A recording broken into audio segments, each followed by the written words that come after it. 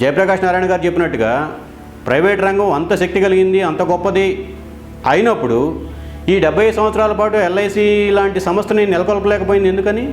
ప్రభుత్వ రంగ సంస్థ పతనమైంది లేదా నష్టపోయింది అంటే దాని యాజమాన్యంలో ఉన్నటువంటి లోపం, రాజకీయ జోక్యం, పరిపాలనా వైఫల్యం ఇవేవి పరిగణలో తీసుకోకుండా కేవలం ప్రభుత్వ రంగంలో ఉన్నందువల్లనే నష్టపోతుంది, ప్రైవేట్ రంగం ఉంటే అద్భుతం, ఆహా ఓహో అని చెప్తున్నటువంటి జయప్రకాష్ నారాయణ గారు ఒక కీలకమైనటువంటి ప్రశ్నకు సమాధానం ఇస్తే నేను కూడా సంతోషిస్తాను, నాతో పాటు ఈ వీడియో చూసేటువంటి వాళ్ళు కూడా సంతోషిస్తారు.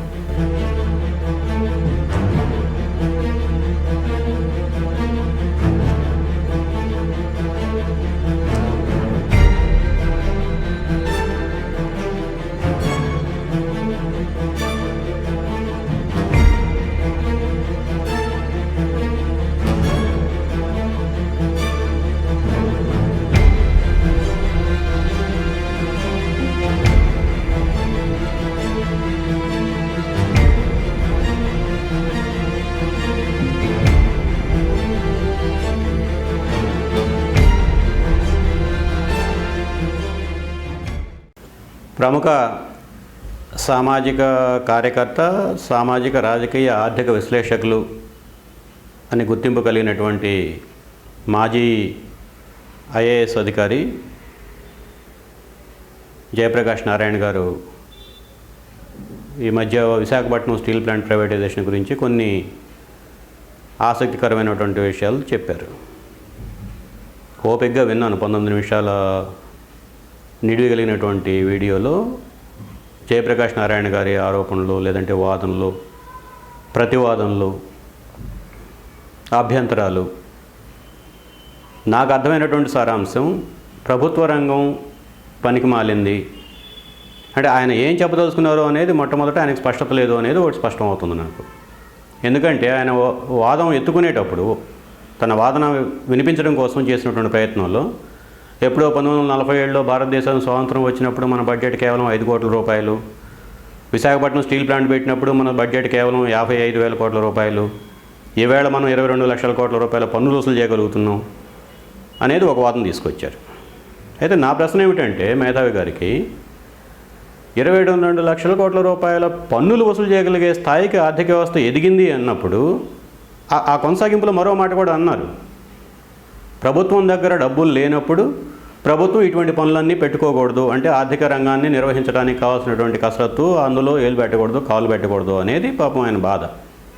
అయితే ఇక్కడ నా ప్రశ్న ఏమిటంటే 50,000 కోట్ల రూపాయల స్థూల బడ్జెట్ ఉన్న జీడిపి వాల్యూ 50,000 కోట్ల రూపాయలుగా ఉన్నప్పుడు నువ్వు ప్రభుత్వం దగ్గర డబ్బులు లేదు కాబట్టి ఆ పని చేయకూడదు, ఈ పని చేయకూడదు అన్నామంటే అర్థం చేసుకోవచ్చు. కానీ 22 లక్షల కోట్ల రూపాయల పన్నుల రూపంలోనే ఆదాయం వస్తుంది అని చెప్పి ప్రభుత్వమే ప్రకటించినప్పుడు, దాన్ని మీరు అంగీకరించినప్పుడు మరి ప్రభుత్వం ఆర్థిక రంగంలో ఎందుకు జోక్యం చేసుకోకూడదు?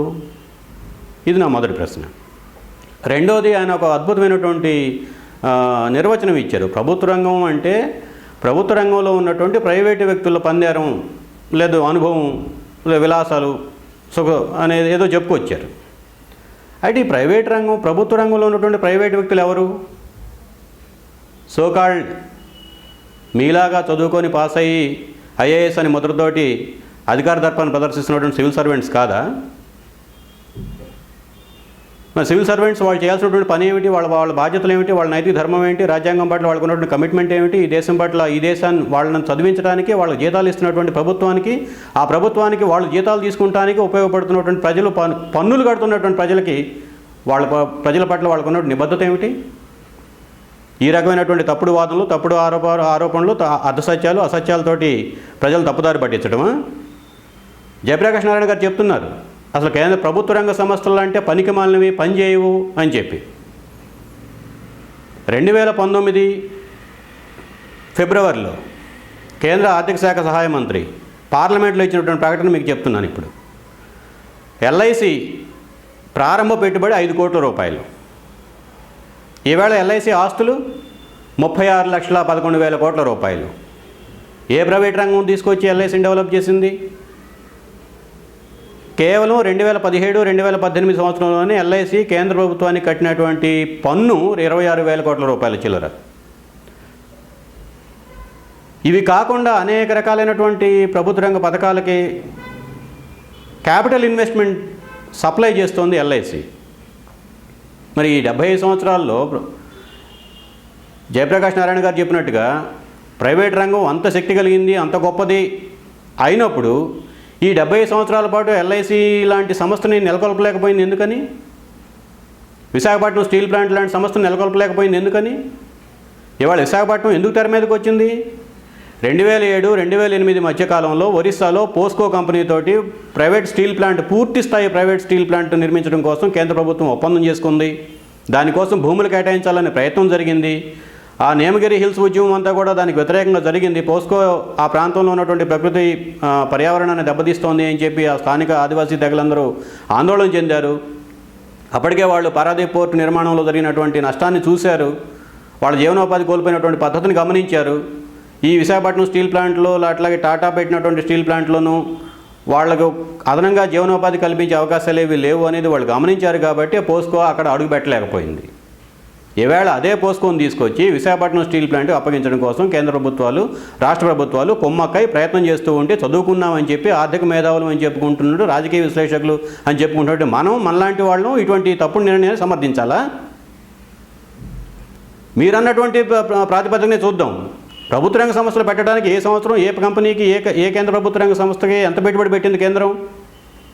ఆ తరువాత కాలంలో ఏ కేంద్ర ప్రభుత్వ రంగ సంస్థ కేంద్ర ప్రభుత్వానికి ఎంత శాతం డివిడెండ్లు, ఎన్ని వేల కోట్ల రూపాయలు, ఎన్ని లక్షల కోట్ల రూపాయలు డివిడెండ్లు ఇచ్చింది? ఇవేవి లెక్క కాదా మీకు? అంటే కేంద్ర ప్రభుత్వం ప్రభుత్వ రంగ సంస్థ పతనమైంది లేదా నష్టపోయింది అంటే దాని యాజమాన్యంలో ఉన్నటువంటి లోపం, రాజకీయ జోక్యం, పరిపాలనా వైఫల్యం, ఇవేవి పరిగణలో తీసుకోకుండా కేవలం ప్రభుత్వ రంగంలో ఉన్నందువల్లనే నష్టపోతుంది, ప్రైవేట్ రంగం ఉంటే అద్భుతం, ఆహా ఓహో అని చెప్తున్నటువంటి జయప్రకాష్ నారాయణ గారు ఓ కీలకమైనటువంటి ప్రశ్నకు సమాధానం ఇస్తే నేను కూడా సంతోషిస్తాను, నాతో పాటు ఈ వీడియో చూసేటువంటి వాళ్ళు కూడా సంతోషిస్తారు. అనిల్ అంబానీ గారిది ప్రభుత్వ రంగ కంపెనీయా, ప్రైవేట్ రంగ కంపెనీయా? మరి అనిల్ అంబానీ గారు అంత గొప్పగా ప్రైవేట్ రంగ సామర్థ్యం కలిగినటువంటి కంపెనీని నడుపుతున్నటువంటి ఆయన దివాళా ఎందుకు తీశాడు? లక్షల కోట్ల రూపాయలు బ్యాంకులకు ఎందుకు తాకట్టు అప్పు తీసుకొని కట్టలేకపోతున్నాడు? కంపెనీలు ఎందుకు మూసేసుకున్నాడు? ఆర్కామ్ ఎందుకు మూసేశారు? ఢిల్లీలో ఉన్నటువంటి ఢిల్లీ ఎయిర్పోర్ట్ మెట్రో లైన్ ఎందుకు మూసేశారు? మరలా తిరిగి గతి లేక Delhi metro rail corporation, semi government organization ఎందుకు టేకప్ చేయాల్సి వచ్చింది ఆ రిలయన్స్ కట్టినటువంటి మెట్రో లైన్ని? ఇవన్నీ గమనించరా మీరు? అంతేకాదు ప్రైవేట్ రంగం అంత అద్భుతంగా ఆర్థిక వ్యవస్థను నడిపించేది అని చెప్పి అనుకున్నప్పుడు ప్రైవేట్ రంగాన్ని పరాకాష్ట, కైలాసం, స్వర్గభూమి అమెరికా. మరి అమెరికా ఆర్థిక వ్యవస్థలో అన్ని సంక్షోభాలు ఎందుకు వస్తున్నాయి? 2007, 2009 మధ్యకాలంలో ఉన్నటువంటి ప్రపంచ ఆర్థిక సంక్షోభం బారి నుంచి ఇప్పటివరకు దేశాలు కోలుకోలేదే. మరి ప్రైవేట్ రంగం అంత గొప్పదైనప్పుడు ఇంగ్లాండ్లో రైళ్లు ప్రైవేటైజ్ చేసిన తర్వాత 30 సంవత్సరాల అనుభవం తర్వాత మళ్ళీ తిరిగి జాతీయం ఎందుకు చేశారు? ఇదే ప్రైవేట్ రంగం కోసం తపన పడుతున్నటువంటి వాళ్ళు మరి ప్రైవేట్ రంగం మీరు చెప్తున్నారు నిధులు లేవు కాబట్టి ప్రభుత్వం దగ్గర ఆ నిధులన్నీ కూడా విద్యకి, వైద్యానికి, ఇతర సామాజిక సేవల కోసం ఖర్చు పెట్టాలి అని చెప్పి మీరు చెప్తున్నారు, మంచిదే. ఇవి కూడా ఆర్థిక రంగాన్ని పెంపొందించడం కోసం, ఆర్థిక రంగంలో వాల్యూ అడిషన్ కోసం పనిచేసే సేవలు అని చెప్పి మనకు అర్థమవుతున్నప్పుడు అన్ని లక్షల కోట్ల రూపాయలు సంపాదించినటువంటి అదానీ గారు లేదంటే అంబానీ గారు విద్యారంగంలో ప్రభుత్వం తరహా పాఠశాలలు ఎందుకు పెట్టలేకపోతున్నారు? ప్రతి ఊరికి ఒక పాఠశాలను ఎందుకు పెట్టలేకపోయారు? ప్రతి ఊరికి ఒక ప్రాథమిక ఆరోగ్య కేంద్రాన్ని ఎందుకు పెట్టలేకపోతున్నారు? ఎందుకు పెట్టట్లేదు? పెట్టమని మీరు ఎందుకు అడగట్లేదు? అంతేకాదు పారదర్శకంగా ప్రైవేటీకరణ జరగాలి అని చెప్పి ప్రైవేటీకరణే ఒక వ్యభిచారం పారదర్శకంగా చేస్తే ఏంటి, దొంగచాటుగా చేస్తే ఏంటి? వ్యభిచారం అని ఎందుకు అంటున్నామంటే 2019 ఎన్నికలకు ముందు భారతదేశంలో ప్రైవేటీకరణ, ప్రతి రంగాన్ని ప్రైవేటైజ్ చేయడం కోసం కొన్ని విధి విధానాలు తప్పైనా ఒప్పైనా కొన్ని పద్ధతులు రూపొందించుకున్నారు. ఉదాహరణకి విమానాశ్రయాల ప్రైవేటీకరణకు సంబంధించి చర్చ జరిగినప్పుడు కేంద్ర ప్రభుత్వం ఒక పాలసీ గైడ్లైన్స్ రూపొందించింది. ఆ పాలసీ గైడ్లైన్స్ ప్రకారం ఏంటంటే ప్రయర్ ఎక్స్పీరియన్స్ లేనటువంటి వాళ్ళు ఎవరు కూడా విమానయాన రంగంలో ప్రవేశించడానికి వీలు లేదు. ఎయిర్పోర్టు నిర్వహణ, విమానాశ్రయాల నిర్వహణకు సంబంధించి వాళ్ళకి ఆ సామర్థ్యం లేకపోతే ప్రజల ప్రాణాలతో కూడుకున్నటువంటిది కాబట్టి వాళ్ళ పని చేయకూడదు, అందులోకి వాళ్ళకి టెండర్ వేయడానికి కూడా అవకాశం ఇవ్వకూడదు అని చెప్పి ఒక గైడ్లైన్స్ రూపొందించింది కేంద్ర ప్రభుత్వం. గత 20 సంవత్సరాలుగా అదే గైడ్లైన్స్ అమలు జరిగింది. 2019లో ఏం జరిగింది? అదానీ గారికి 6 ఎయిర్పోర్ట్లు అప్పగించేశారు మెయింటెనెన్స్ కోసం. ఇవాళ మరొక 6 ఎయిర్పోర్ట్లు అప్పగించడం కోసం సిద్ధమవుతున్నారు. కొచ్చిన్ ఎయిర్పోర్ట్తో సహా మొత్తం కేరళలో ఉన్న త్రివేంద్రం ఎయిర్పోర్ట్ కూడా అమ్మకానికి అమ్మకం కోసం పెడితే కేరళ ప్రభుత్వం ఛాలెంజ్ చేసింది, నువ్వు అమ్మదలుచుకుంటే మాకే అమ్ము, రాష్ట్ర ప్రభుత్వానికి అమ్ము, మేము నడుపుతామని చెప్పి వాళ్ళు ఛాలెంజ్ చేస్తున్నారు. ఆ మాత్రం కట్టుబాటు కమిట్మెంటు లేనటువంటిది విషయాలు తీసుకొచ్చి తప్పుడు వాస్తవాల్ని పక్కదారి పట్టించి ఎక్కడో ఏదో అసౌకర్యంగా ఉన్నటువంటి సందర్భాన్ని ఉదాహరణలు తీసుకొచ్చి అదే సర్వవ్యాప్తం విశ్వవ్యాప్తం ఏదో అంటారు కదా, ప్రపంచ నీతిలాగా మార్చుకుంటూ ఆ పద్ధతులు ప్రపంచీకరణ ప్రైవేటీకరణ దేశవ్యాప్తంగా కాదు ప్రపంచవ్యాప్తంగా విఫలమైంది అనేది ప్రపంచ అనుభవాలు. ఇది ప్రత్యేకంగా జయప్రకాష్ నారాయణ లాంటి మేధావి గారికి మనం ప్రత్యేకంగా చెప్పాల్సిన అవసరం లేదు. ఇదే IMF, ఇదే వరల్డ్ బ్యాంకు లాటిన్ అమెరికాలో, బ్రెజిల్లో, చిలీలో, పెరూలో మేము లోన్లు ఇస్తాము, మీ ఆర్థిక వ్యవస్థను బాగు చేస్తాము అంటే మూసుకొని పొమ్మని చెప్పే పార్లమెంట్లు. ఓ చిన్న దేశాలు ఆ మాత్రం శక్తి సామర్థ్యాలు మనకు లేవా? 130 కోట్ల మంది ఉన్నటువంటి భారతదేశంలో 500-800 మంది పార్లమెంట్ సభ్యులు ఉన్నటువంటి పెద్ద పార్లమెంటు మనం 25,000 కోట్ల రూపాయలతో కొత్త పార్లమెంట్ కట్టబోతా ఉన్నాం. మరి ప్రభుత్వం అంత గొప్ప ప్రైవేటీకరణ మీద అంత మోజు ఉన్నప్పుడు ఇంక ఈ మంత్రులు ఎందుకు, శాఖలు ఎందుకు, వాళ్ళ కోసం ఎన్నికలు ఎందుకు? అంటే అల్టిమేట్గా మీరు ఏం చెప్పబోతున్నారు? మొత్తం ప్రైవేటైజ్ చేయండి, శాంతి భద్రతలు ప్రైవేటైజ్ చేయండి, విద్యారంగం ప్రైవేటైజ్ చేయండి. ఇప్పుడు నారాయణ చైనా అకాడమీ మనం చూస్తూ ఉన్నాం. ఇవన్నీ చూసిన తర్వాత ఇక భారతదేశంలో మిగిలేదేంటి? 130 కోట్ల మంది ప్రజానీకం ఎట్లా బతకాలి? ఉద్యోగాలు వస్తాయి, క్వాలిటీ ఉద్యోగాలు వస్తాయని చెప్తున్నారు. విశాఖపట్నం స్టీల్ ప్లాంట్లో ఎన్ని ఉద్యోగాలు ఉన్నాయి? బాల్కోలో ప్రైవేటైజ్ చేయకముందు ఎన్ని ఉద్యోగాలు ఉన్నాయి? ప్రైవేటైజ్ చేసిన తర్వాత ఎన్ని ఉద్యోగాలు ఉన్నాయి? నాలుగో నేషనల్ అల్యూమినియం కంపెనీ, దాంట్లో ఒరిస్సా ప్రభుత్వం పెట్టుబడి పెట్టిన తర్వాత ఎన్ని ఉద్యోగాలు వచ్చాయి? పెట్టుబడి పెట్టకముందు ఎన్ని ఉద్యోగాలు ఉన్నాయి? LICలో ప్రైవేటైజ్ కాకముందు ఎన్ని ఉద్యోగాలు వచ్చాయి? ఇప్పుడు LIC ప్రభుత్వ రంగంలో ఉంది, ఇప్పుడు ఎన్ని ఉద్యోగాలు నడుస్తున్నాయి? ఎన్ని లక్షల మంది, ఎన్ని లక్షల కోట్ల కుటుంబాలు దాని మీద ఆధారపడి బతుకుతున్నారు? అట్లాగే ప్రైవేటైజ్ చేసిన తర్వాత దాని పరిస్థితి ఎట్లా ఉంటుంది? ఉదాహరణ కోసం మీరు చూడాలంటే INGISI bank, Kotak Mahindra bank లాంటివి తీసుకోండి. అవి కూడా దేశవ్యాప్తంగా బ్యాంకుల వాణిజ్యాలు లావాదేవీలు నడుస్తూ ఉన్నాయి. మరి స్టేట్ బ్యాంక్ ఆఫ్ ఇండియాలో ఎంతమంది ఉద్యోగులు ఉన్నారు? లేదా క్యాపిటల్ వైజ్గా తీసుకుంటే ప్రొపోర్షనల్ బేసిస్ మీద మీరు పరిశీలించండి. కోటక్ మహీంద్రా బ్యాంకు 20,000 కోట్ల రూపాయలు రఫ్గా అనుకుందాం, 20,000 కోట్ల రూపాయల మూలధనం పెట్టుబడి ఉందని చెప్పి అనుకుంటే 20,000 కోట్ల రూపాయల మూలధనం ఉన్నటువంటి మరో ప్రభుత్వ రంగ కంపెనీని తీసుకుని దాంట్లో వాళ్ళు ఎంతమందికి ఉపాధి కల్పిస్తున్నారు, ఎన్ని రకాలైనటువంటి కార్మిక చట్టాలు, కార్మిక భద్రత కలిగినటువంటి విషయాలు అమలు జరుగుతూ ఉన్నాయి. మరి ప్రైవేట్ రంగంలో ఎందుకు అమలు జరగట్లేదో మీరు ప్రశ్నించండి. ఇవేవి చేయకుండా ప్రైవేట్ రంగం ఆహా ఓహో అద్భుతం అని చెప్పి తప్పుడు ప్రచారం చేయడం మానుకుంటే మంచిది. ఇది విశాఖపట్నం స్టీల్ ప్లాంట్ అనేది ఒక ప్రతి రాష్ట్రం సమీకృత అభివృద్ధిలో వ్యూహంలో భాగంగా వచ్చింది. దేశవ్యాప్తంగా గత 56 ఆవిడి కాంగ్రెస్ నుంచి దాదాపు 84 వరకు ప్రభుత్వం పెట్టదలుచుకుంటే అన్ని ఉత్తరప్రదేశ్లోనే పెట్టుకోవచ్చు, అన్ని మహారాష్ట్రలోనే పెట్టుకోవచ్చు ప్రభుత్వ రంగ సంస్థలన్నీ. కానీ దేశవ్యాప్తంగా విస్తరింపజేశాయి ఆ ప్రభుత్వ రంగ సంస్థలు. ఎందుకని? ఆ అభివృద్ధి ఫలాలు అంతో ఎంతో అన్ని రాష్ట్రాలకి అందుబాటులోకి రావాలని, ఆ అభివృద్ధి ఫలాలు అనుభవించడంలో ప్రజలందరూ వివిధ ప్రాంతాల్లో ఉన్నటువంటి ప్రజలు భాగస్వాములు కావాలని, వివిధ ప్రాంతాల్లో ఉన్నటువంటి ఆర్థిక అసమానతలు తగ్గించాలనే వ్యూహంతో పెట్టినటువంటి ప్రభుత్వ రంగ సంస్థలు దేశవ్యాప్తంగా విస్తరించి ఉన్నాయి. వీటన్నిటిని మూసేసి మొత్తం ప్రైవేట్ వాళ్ళకు అప్పగిస్తే వాళ్ళు జయప్రదంగా నిర్వహిస్తారు అని చెప్పి అనుకున్నప్పుడు అదానీ గారు స్టేట్ బ్యాంక్ ఆఫ్ ఇండియాకి 40,000 కోట్ల రూపాయలు అప్పు ఉండకూడదు, అంబానీ గారు కంపెనీలు దివాళా తీసుకొని మూసేసుకొని వెళ్ళిపోకూడదు, లండన్ కోర్టులో దివాళా తీసిన పిటిషన్ వేసుకొని నేను దివాళా తీశాను, నన్ను అప్పు కట్టమని చెప్పి నన్ను అడగొద్దు అని చెప్పి పిటిషన్ వేసుకోకూడదు.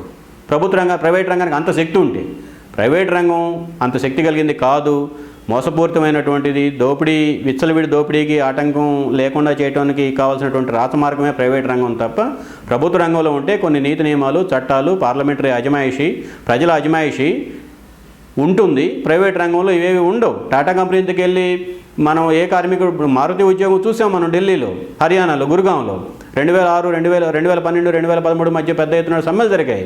కానీ ఒక్క కార్మిక చట్టాన్ని అక్కడ అమలు చేయగలిగారు. ప్రైవేటైజ్ అయిన తర్వాత, మారుతి ఉద్యోగులు లిమిటెడ్ ప్రైవేటైజ్ అయిన తర్వాత దాదాపు 40,000 మంది కార్మికులు పొట్టగొట్టుకొని రోడ్డు మీద బయటపడ్డారు. ఆందోళన చేసినందుకు వాళ్ళ మీద కేసులు పెట్టారు. ఓ ప్రైవేట్ రంగ కంపెనీలో మీరు ఒక ట్రేడ్ యూనియన్ రిజిస్టర్ చేయగలుగుతారా? ఈ విషయాలన్నీ దాచిపెట్టి కేవలం ప్రభుత్వ రంగంలో ఉన్నంత మాత్రం ప్రభుత్వ రంగంలో వైఫల్యాలు ఉన్నాయి కాదంటలేదు, ఎందుకు ఉన్నాయి దాన్ని విశ్లేషించకుండా, దానికి సరైనటువంటి కారణాలు శాస్త్రీయంగా నిష్పక్షపాతంగా పరిశీలించకుండా, విశ్లేషించకుండా ఆ పరిష్కారాల కోసం ఆ సమస్యలకు పరిష్కారం పేరుతోటి మొత్తం ప్రైవేట్ వాళ్ళకి అప్పగించడం అనేది ఆత్మహత్య సదృశ్యం. ఈ కంపెనీలన్నీ ప్రైవేట్ వాళ్ళకి వెళ్ళిపోయిన తర్వాత, ఉదాహరణకి బాల్కోనే ఉంది, బాల్కో ప్రైవేటైజ్ చేసిన తర్వాత కేంద్ర ప్రభుత్వానికి ఎంత డివిడెండ్ వచ్చింది? ప్రైవేటైజ్ అయితే కొన్ని వేల కోట్ల రూపాయల షేర్ వాల్యూ పెరుగుద్దని చెప్తున్నారు. State bank of India capital ఎంత? ఎన్ని బ్రాంచులు ఉన్నాయి? ఎన్ని లక్షల మంది ఉద్యోగులు ఉన్నారు? ఎన్ని ప్రోడక్ట్స్ వెరైటీస్ ఉన్నాయి? కోటక్ మహీంద్రా బ్యాంక్ క్యాపిటల్ ఎంత? ఎన్ని బ్రాంచులు ఉన్నాయి? ఎంతమంది ఉద్యోగులు ఉన్నారు? స్టాక్ మార్కెట్లో కోటక్ మహీంద్రా బ్యాంక్ అంటే state bank of India value తక్కువగా ఉండాలా? ఉంటుందా? సాధ్యమా? ఎలా సాధ్యం? మీరన్న దాని ప్రకారమే విశాఖపట్నం స్టీల్ ప్లాంట్కి 50 రూపాయల షేర్ వాల్యూ ఎంత ఉందని చెప్పి గుండెలు బాదుకుంటున్నారు. ఎందుకు బాదుకుంటున్నారు మీరు? స్టాక్ మార్కెట్లో జరుగుతున్న రిగ్గింగ్ ఏమిటి? స్టాక్ రిగ్గింగ్ ఏమిటి? ఇన్సైడర్ ట్రేడింగ్ ఏమిటి? వీటి గురించి ప్రశ్నించరా? మీ లెక్క ప్రకారం 25,000 ఎకరాలు పైచీలకు విశాఖపట్నం స్టీల్ ప్లాంట్కి భూమి ఉంది. ఆ ల్యాండ్ ఎసెట్ని కలుపుకున్నా కానీ దాని షేర్ వాల్యూ పెరగాలి కదా. మరి దీనికంటే తక్కువ ప్రొడక్షన్ కెపాసిటీస్, టన్నేజీ ఉన్నటువంటి కంపెనీలకు షేర్ వాల్యూ ఎక్కువగా ఎందుకు ఉంది? ప్రభుత్వం ఉద్దేశపూర్వకంగా ఈ సంస్థలన్నింటినీ ప్రైవేట్, ఆర్థిక మంత్రి గారి బడ్జెట్లో చెప్పారు కదా, 2-3 సంస్థలు తప్ప మాకేం అక్కర్లేదు అని చెప్పి, అన్నీ అమ్ముకొని ఊరేగుతామని చెప్పారు కదా. దానికి కావాల్సినటువంటి పద్ధతుల్లో షేర్ వాల్యూ తగ్గించి చూపిస్తే తప్ప ప్రైవేటు పెట్టుబడిదారుడికి, లేదు ప్రైవేటైజ్ చేసే సందర్భంలో, ప్రైవేటీకరణ చేసే సందర్భంలో పెట్టుబడి పెట్టే ప్రైవేటు వ్యాపారస్తుడికి, ప్రైవేటు పెట్టుబడిదారుడు, స్వదేశీ పెట్టుబడిదారుడైనా విదేశీ పెట్టుబడిదారుడు, వాడికి లాభాలు కట్టజెప్పాలి అంటే ముందే దీని కంపెనీ యొక్క షేర్ వాల్యూని సాధ్యమైనంత తక్కువగా తగ్గించి చూపించాలి. ఎల్ఐసి షేర్ వాల్యూ పడిపోతుంది, state bank of India share value పడిపోతుంది. ఏ షేర్ వాల్యూ పడిపోతుందో మీరు కూడా చూడండి. ప్రభుత్వం ఏ కంపెనీలను అయితే అమ్మటానికి సిద్ధంగా ఉన్నాము అని చెప్పి ప్రకటించిందో ఆ కంపెనీల షేర్ వాల్యూ పడిపోతుంది. ఇది మార్కెట్, ప్రైవేట్ పెట్టుబడిదారులు, సోకాల్డ్ సంస్కరణవాదులు, సోకాల్డ్ మన కుహనా మేధావులు కుమ్మక్కై ఆడుతున్నటువంటి నాటకం. దీనికి ప్రభుత్వ రంగం అంటే మొత్తం వైఫల్యమే అని చెప్పి ఒక మసిపూసి మారేడుగా చేసే ప్రయత్నం చేస్తూ ఉన్నారు. దయచేసి దీన్ని నమ్మొద్దు. అటువంటి కుహనా మేధావులకు కూడా సమాధానాలు చెప్పండి. మనం వేసినటువంటి ప్రశ్నలు మరింత ఇంకా కావాల్సిన వివరాలతోటి మీ ముందుకి వస్తాయి. అనేక రంగాల్లో ఉన్నటువంటి నిపుణులు, ఆర్థికవేత్తలు, నేను ఆర్థికంగా క్వాలిఫైడ్ కాదు, అదే సందర్భంలో జయప్రకాష్ నారాయణ గారు కూడా ఆర్థికంగా నిపుణుడు అని చెప్పి నేను అనుకోను. కానీ చదివిన దాని మేరకు మేము చెప్పగలుగుతున్నటువంటి, నేను చెప్పిన సమాచారం కనుక తప్పు అని చెప్పని అనిపిస్తే పార్లమెంట్లో 36,11,000 కోట్ల రూపాయలు, 5 కోట్ల రూపాయలతో ప్రారంభమైనటువంటి ఎల్ఐసి 36,11,000 కోట్ల రూపాయలు పెరిగింది అని చెప్పే మాట ప్రభుత్వం పార్లమెంట్లో చెప్పింది. అది తప్పు అయితే చెప్పండి. లక్షల కోట్ల రూపాయలు కేంద్ర ప్రభుత్వ రంగ సంస్థలు డివిడెండ్ల రూపంలో ప్రతి ఏటా కేంద్ర ప్రభుత్వానికి అందజేస్తున్నాయి అనే మాట తప్పు అయితే చెప్పండి. ఉద్దేశపూర్వకంగా 25,000 ఎకరాల విస్తీర్ణమైనటువంటి భూమి కలిగినటువంటి Visakhapatnam steel plant share value 50 రూపాయలకు పడిపోవడానికి దాని వెనుక ఉన్నటువంటి ప్రభుత్వం కుమ్మక్కు, షేర్ మార్కెట్ ప్రభుత్వం యొక్క కుమ్మక్కు జరుగుతుంది అని చెప్పి నేను ఆరోపిస్తున్నాను. దీని మీద విచారణ చేసి తప్పు అయితే చెప్పండి. ఇటువంటి అనేక కీలకమైనటువంటి అంశాలు మనం ప్రజల దృష్టికి తీసుకెళ్లాల్సి ఉంది. కుహనా మేధావులు చేసే ప్రచారం మాయలో పడి మీరు కొట్టుకుపోవద్దు. ప్రభుత్వ రంగాన్ని కాపాడుకోవాలి. ప్రభుత్వ రంగాన్ని కాపాడుకుంటేనే ఇవాళ ఉన్నటువంటి ఇది దాదాపు భారతదేశంలో ఉన్నటువంటి మధ్యతరగతి మొత్తం పెరిగింది ప్రభుత్వ రంగం మీదనే, ప్రైవేట్ రంగం మీద కాదు. ఈ వాస్తవాలన్నింటినీ గమనించి ప్రభుత్వ రంగాన్ని కాపాడుకోవడం కోసం ప్రజలు, కార్మికులు చేసినటువంటి ఉద్యమాలకు మనందరం సంఘీభావంగా నిలబడాలి, సహకరించాలి, ప్రత్యక్షంగాను పరోక్షంగాను భాగస్వాములు కావాలి.